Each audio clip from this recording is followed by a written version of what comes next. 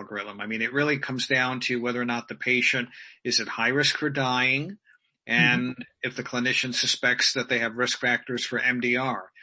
5 days is arbitrary. I mean, I would not use that at all.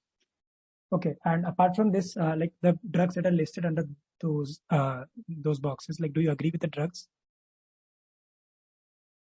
I mean, I agree. I don't necessarily agree with the drugs, because if I felt someone were at low risk for Mm-hmm. having, infection with a drug resistant organism, they're coming in from the community, let's say, they're in the hospital for a day or two, I'd probably treat them with a drug like ceftriaxone, which you have there. But I wouldn't use vancomycin and piperacillin tazobactam necessarily. So, I'd probably, take those off. The other drug that we use a fair amount in that situation, particularly during flu season when patients come in and they might have a respiratory superinfection, is ceftaroline if we're concerned about Staph aureus as well. So that comes into play there as well. Okay. Yeah. And what about the targeted site? Uh, like, Yeah, I mean, yeah, I think that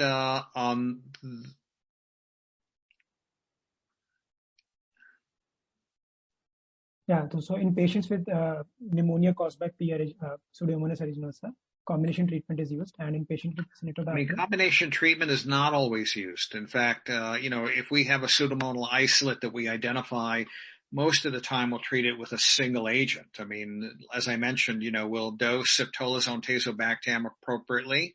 If it's susceptible to a carbapenem, we will use high dose carbapenem, 2 grams of meropenem, given over a prolonged infusion. So we generally will treat with a single agent. And we don't use colistin. I mean, colistin's not a drug that we really use much anymore. Okay. Yeah. So I had that as a specific doubt as well. Thank you. It doesn't work for pneumonia. I mean, it doesn't penetrate into the lung. Okay. And if I skip this part, in the empirical greater than 5, that the distinction that we have made, you don't agree with the greater than 5 as well. But what about the combination treatment with the fluoroquinolone effective against P. aeruginosa, like ciprofloxacin? Like, do you agree with the second box? Combination with the fluoroquinolone?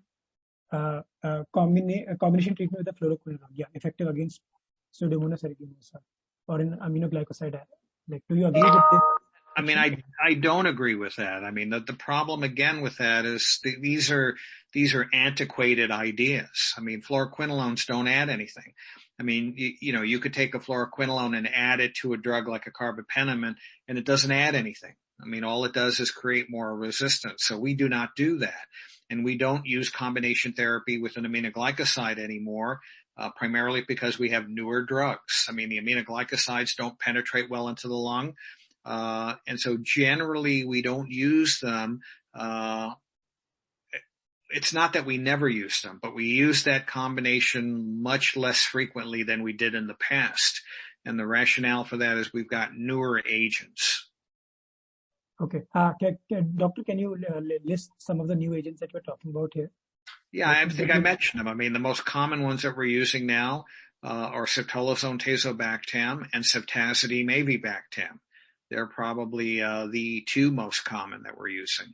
And it really depends on whether or not we are thinking about Pseudomonas or Enterobacteriaceae, where CRE might be a problem. Okay, yeah. So next we have urinary tract infection. Can we move on to the next slide? Okay.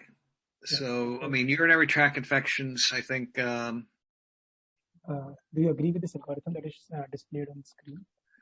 Yeah, I think the left side looks okay.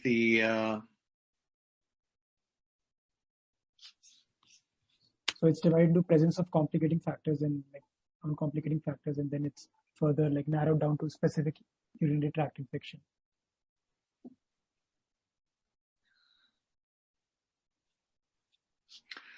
Yeah, I think this is okay, except that we have patients who come in from long-term acute care settings. They have chronic Foleys in place. So, there's a lot more carbapenem use in that category of patients. So, I think this would be fine. But we also